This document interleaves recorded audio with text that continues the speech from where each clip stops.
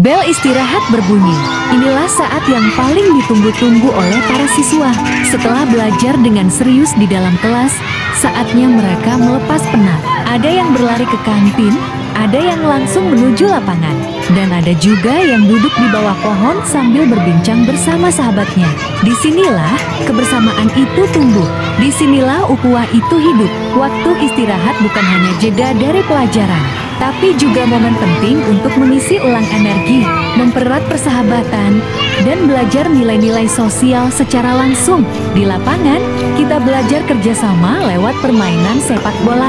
Di kantin, kita belajar berbagi makanan dan antri dengan tertib.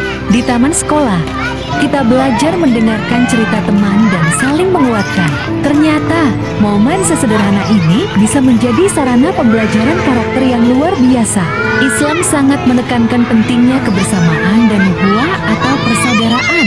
Dalam Al-Quran, Allah berfirman dalam surah Al-Hujurat ayat 10, "Sesungguhnya orang-orang mukmin itu bersaudara, maka damaikanlah antara kedua saudaramu itu dan bertakwalah kepada Allah agar kamu mendapat rahmat." Ayat ini mengajarkan kepada kita bahwa sesama muslim itu adalah saudara.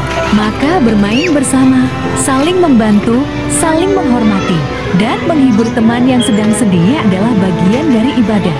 Mungkin kita berpikir bahwa bermain itu hanya sekadar hiburan. Tapi jika niatnya baik, misalnya untuk menjaga kesehatan, mempererat persahabatan, atau menyenangkan hati teman, maka bermain juga bisa bernilai ibadah.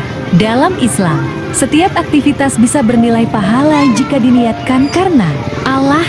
Jadi ketika kita bermain dengan jujur, tidak curang, tidak mengejek teman, dan tidak menyakiti, maka insya Allah itu adalah amal baik. Coba ingat momen paling menyenangkan di sekolah. Apakah itu ketika mencetak gol dalam pertandingan sepak bola, atau saat tertawa bersama teman saat makan siang, atau ketika teman membantumu menyelesaikan PR saat istirahat? Itulah kenangan yang akan selalu kita ingat, dan itulah bentuk nyata dari kasih sayang dan persaudaraan yang diajarkan oleh Islam.